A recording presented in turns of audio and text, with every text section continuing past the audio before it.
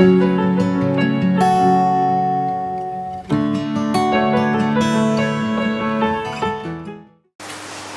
saudara-saudara, kami tayang lagi pada kesempatan ini dalam memandu kita dalam ibadah pada saat ini dalam Minggu Prapaskah yang kelima. Karena itu kita berkerinduan di tengah-tengah situasi mewabahnya virus corona, kita tetap berkesempatan bersama-sama untuk mewujudkan kerinduan kita dalam beribadah kepada Tuhan. Karena itu mari saudara-saudara, saya mengajak kita dalam persekutuan ibadah ini dan kita habiskan ibadah kita dalam keyakinan akan janji Tuhan bahwa pertolongan kita adalah di dalam nama Tuhan, pencipta langit, bumi, laut dan segala isinya.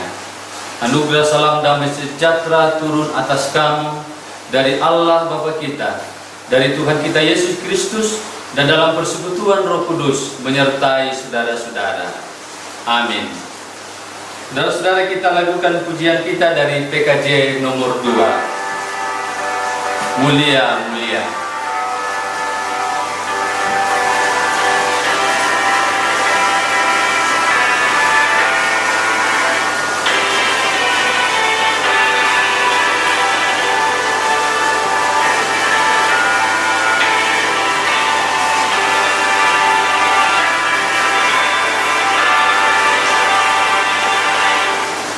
Mulia, mulia namanya bagi Yesus, kemuliaan puji sembah.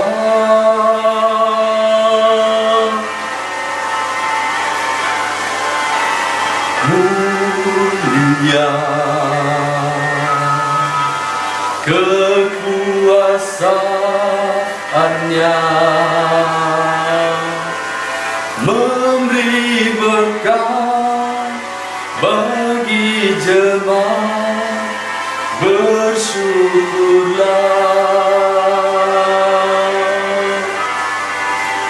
Pujilah, tinggikanlah Rajamu Yesus,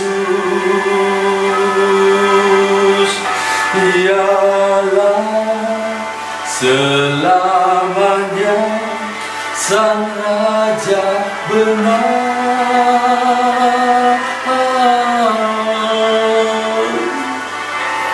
Mulia, mulia namanya Sang Penebus, Maha Kudus, Maha Besar. Baik saudara-saudara, kita akan mendengarkan firman Tuhan dari kitab Yehezkiel pasal 37 ayat 1 sampai ayat 14.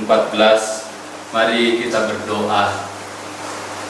Bapa, dimuliakan namamu, terpuji Engkau, Allah yang begitu baik bagi kami, yang kesetiaanmu tetap untuk selama-lamanya.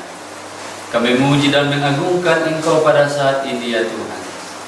Dan kami berkerinduan untuk dilawat Tuhan melalui firman-Mu. Siapakah kami ini Tuhan? Kami manusia yang berdosa. Kami mohon pengampunan di dalam Kristus Yesus untuk mengampuni dan menguduskan kami, supaya kami dilayakkan boleh mendengar, merenungkan firman-Mu. Ya Roh Kudus, Engkau berkuasa menuntun kami, supaya kami boleh mendengar firman-Mu. Kami hidup, berakar, bertumbuh, berbuah bagi kemuliaan Tuhan. Bersabdalah, di dalam Kristus Tuhan Juru Selamat kami sudah berdoa. Amin. Saudara-saudara yang kekasih, bacaan kita pada saat ini sesuai dengan bahan yang telah ditentukan untuk menjadi bahan serangga dalam pelayanan gereja-gereja minggu ini, sesuai dengan bahan leksionari. terambil dari Yeskiel pasal 37 ayat 1 sampai ayat 14. Karena itu mari kita menyimak pembacaan ini saudara-saudara, yang akan disampaikan dalam bentuk narasi dan ilustrasi. Lalu kekuasaan Tuhan meliputi aku, dan Ia membawa aku keluar dengan perantaraan Roh-Nya, dan menempatkan aku di tengah-tengah lembah. Dan lembah ini penuh dengan tulang-tulang.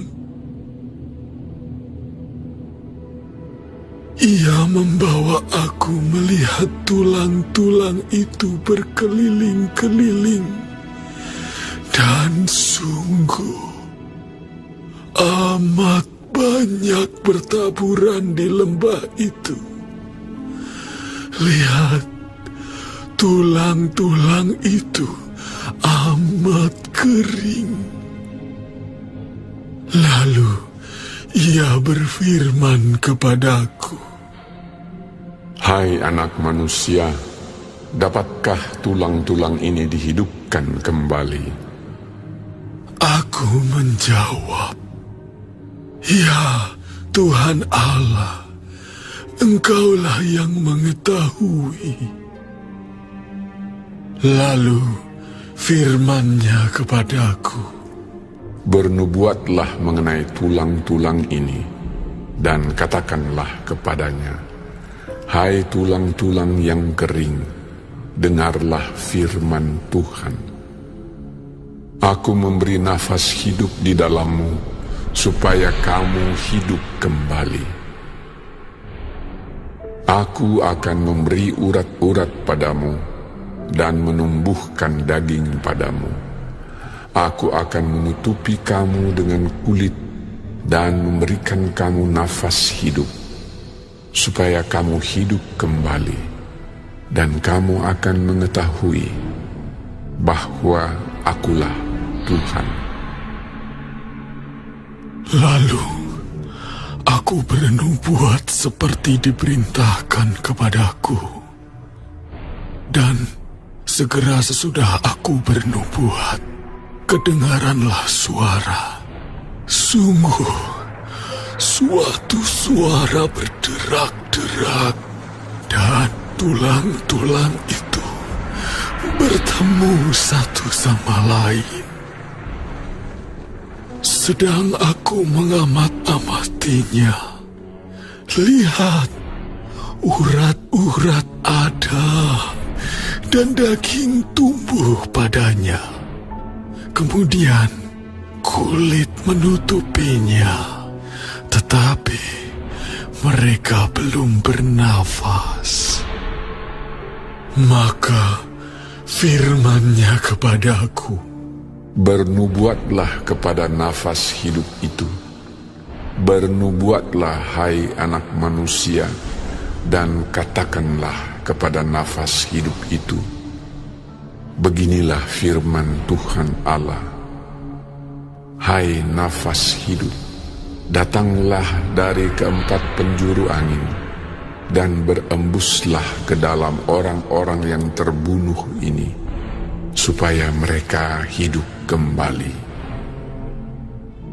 lalu aku bernubuat seperti diperintahkannya kepadaku. Dan nafas hidup itu masuk di dalam mereka, sehingga mereka hidup kembali. Mereka menjejakkan kakinya, suatu tentara yang sangat besar. Firman-Nya kepadaku, Hai anak manusia, tulang-tulang ini adalah seluruh kaum Israel.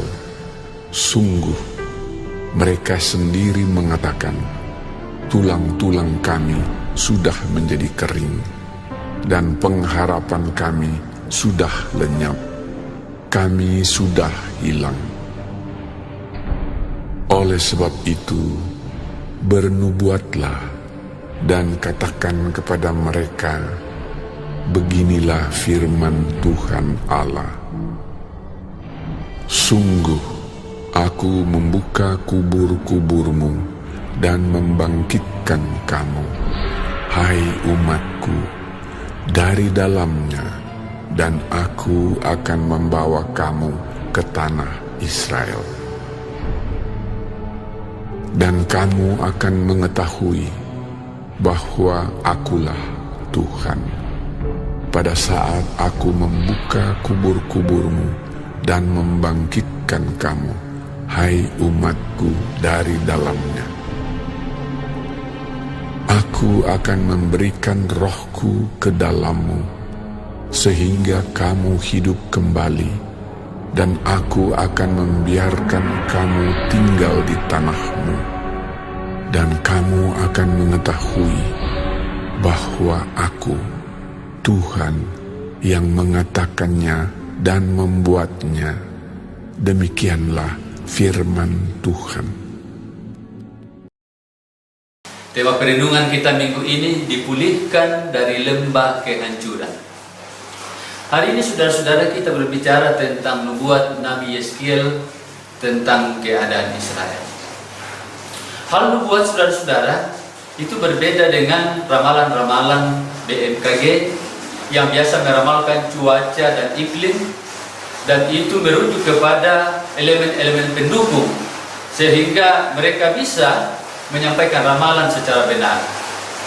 Atau juga saudara-saudara, ini berbeda dengan ramalan-ramalan paranormal yang biasa banyak orang datang kepadanya untuk diramal nasibnya, diramal jodohnya, sehingga kelihatannya saudara-saudara paranormal ini lebih laris daripada pendeta. Saudara, nubuat adalah ilham Allah kepada seorang nabi untuk memberitakan tentang pesan Tuhan, tentang firman Tuhan, entah itu teguran, entah itu nasihat. Nah saudara-saudara, salah satu nubuat yang paling terkenal dari nubuat Nabi Yeskiel dalam bacaan kita, yaitu penglihatan tentang tulang-tulang yang berserakan di sebuah lembah. Nah, apa artinya ini saudara-saudara? Bahwa secara politik ini menggambarkan tentang keadaan Israel yang terbuang, simbol dari kehancuran, simbol dari kekalahan, simbol dari kehinaan. Mengapa? Karena tulang-tulang itu berserakan di lembah dan tidak dikuburkan di tempat pemakaman secara terhormat sebagaimana kelasiman yang dilakukan oleh banyak orang. Dan terbukti fakta bahwa saat itu Israel sedang ditawan, dipermalukan, dan dibuang, diasingkan oleh bangsa-bangsa kafir.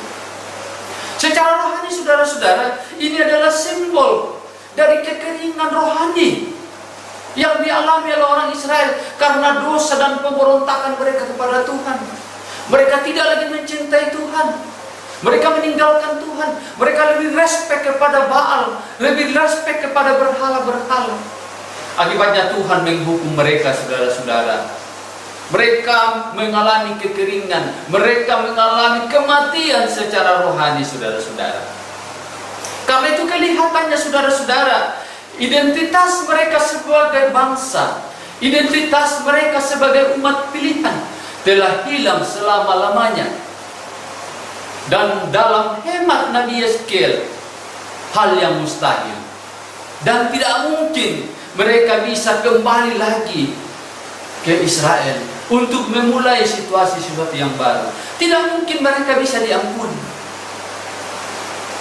Itulah sebabnya saudara-saudara, Tuhan bertanya kepada Nabi Yeskiel dalam ayat 3 bacaan kita tadi, saudara-saudara, hai anak manusia, dapatkah tulang-tulang itu dihidupkan kembali?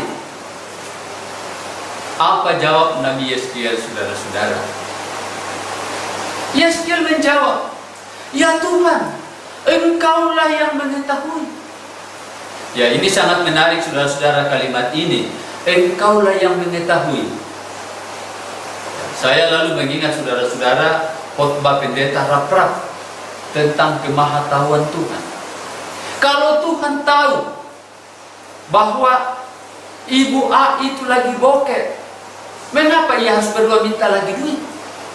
Kalau Tuhan tahu si B itu lagi sakit, mengapa ia harus berdoa lagi minta kesembuhan?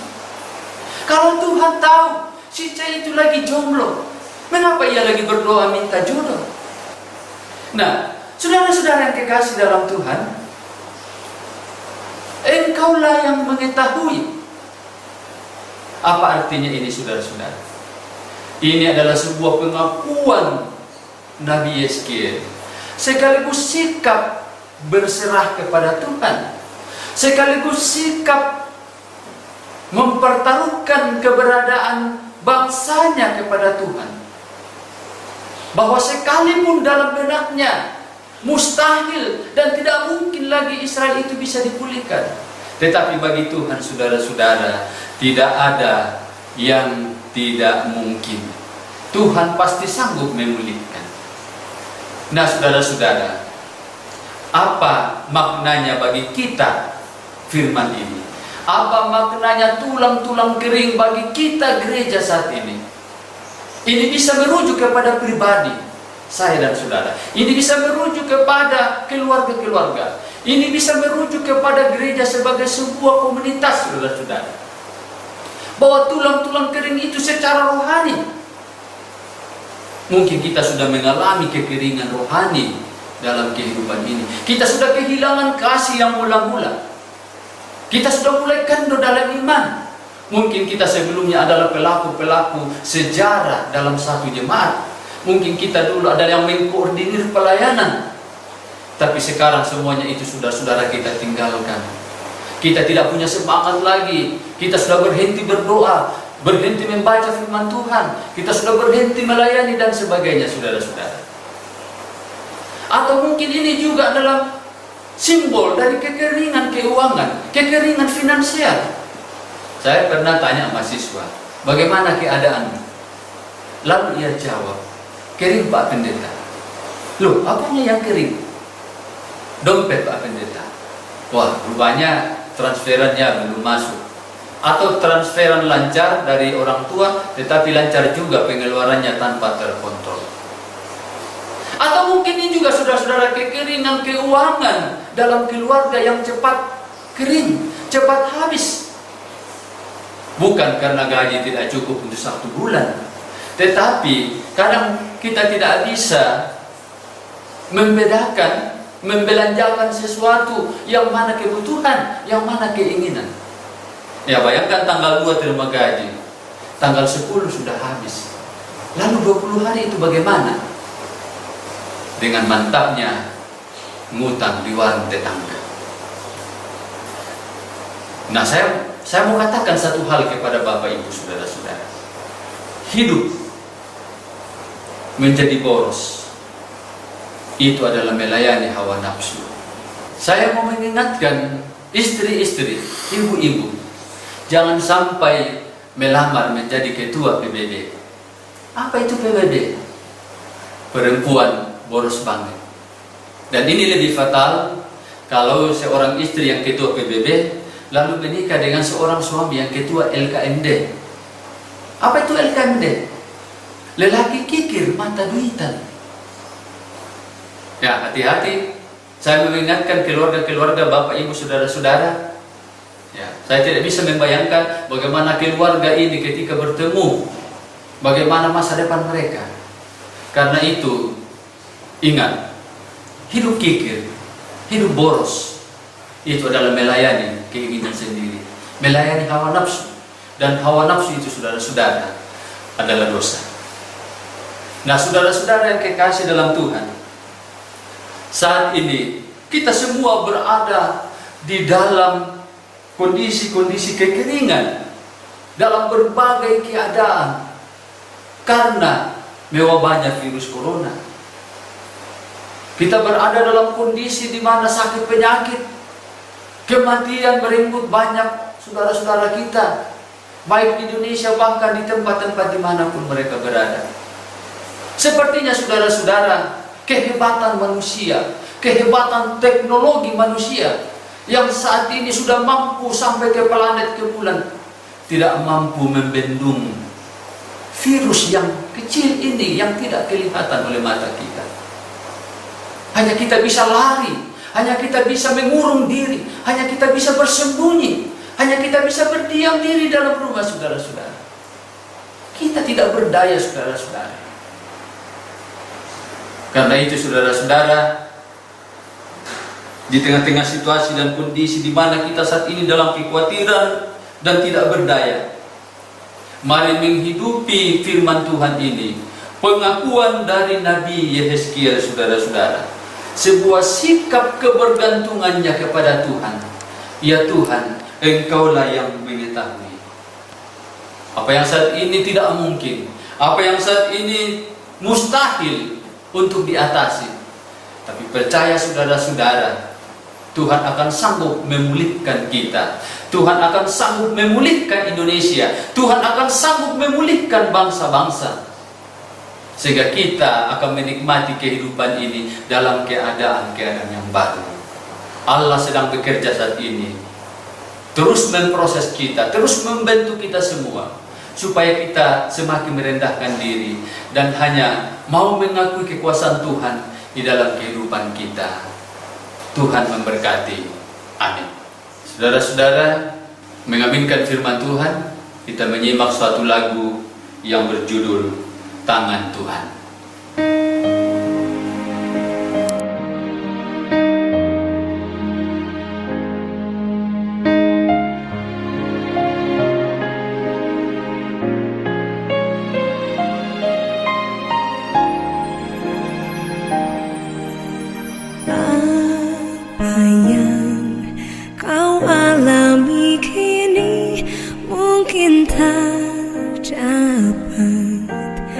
Engkau mengerti cobaan yang engkau alami tak melebihi kekuatanmu.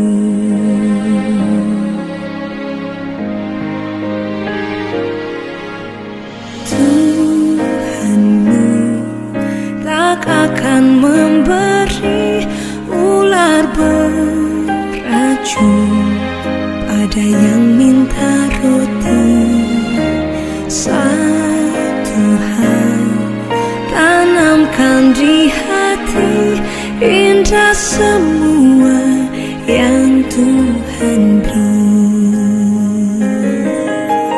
Tangan Tuhan sedang merendam suatu karya yang agung mulia.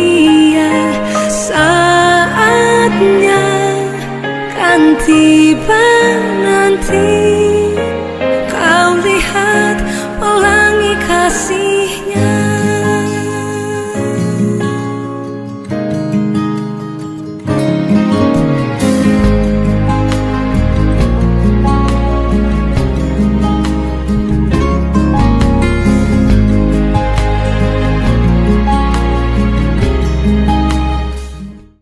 Saudara-saudara, mari kita naikkan doa syukur dan doa syafaat kita.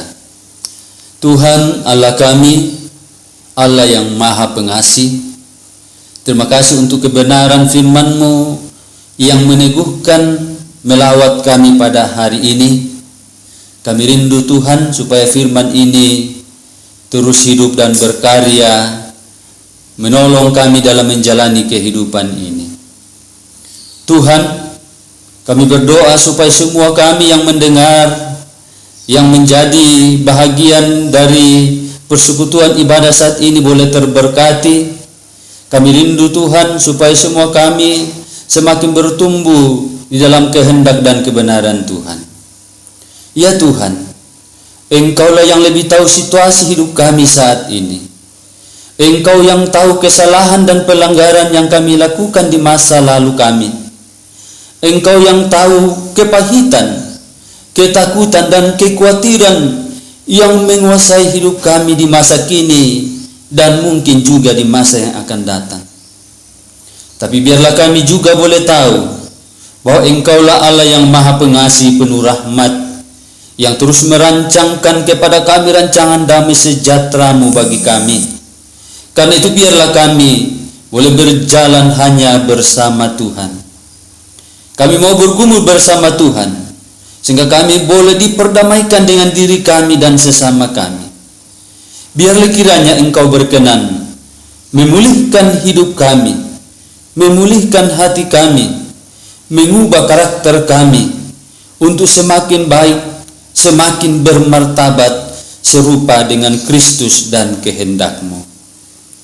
Ya Tuhan, saat ini dalam kesungguhan dan iman, kami berserah kepadamu, bahwa lihatlah dengan tatapan kasih-Mu, kami semua dengan seluruh warga dunia sedang menghadapi wabah virus corona.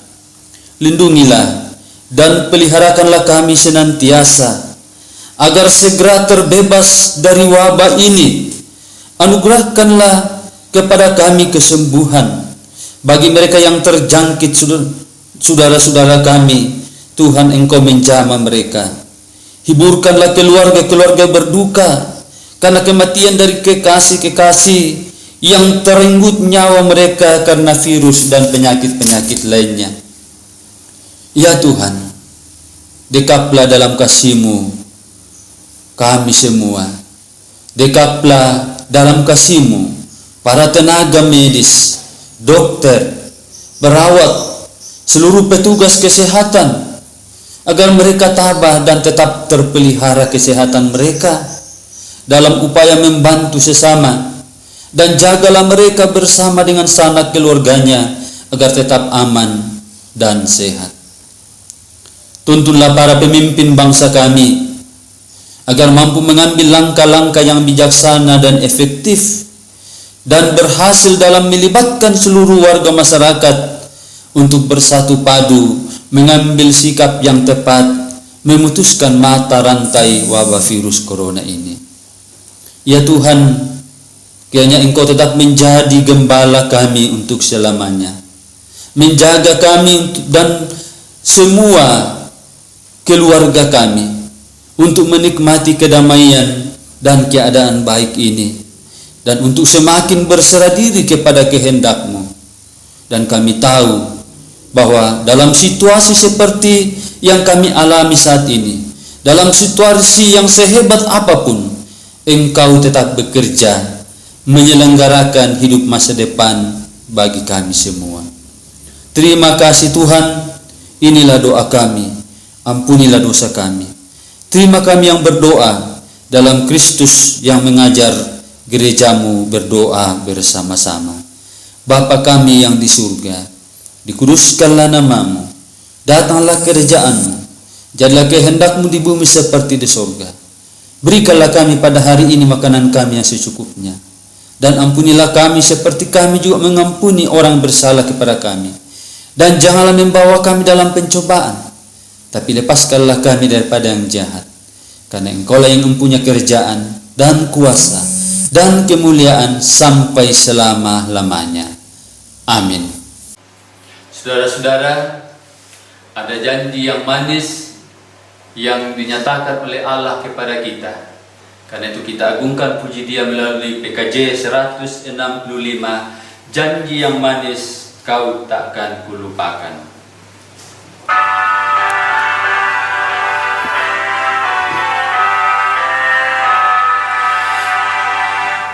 Janji yang manis kau tak lupakan, tak terombang-ambing lagi jiwaku.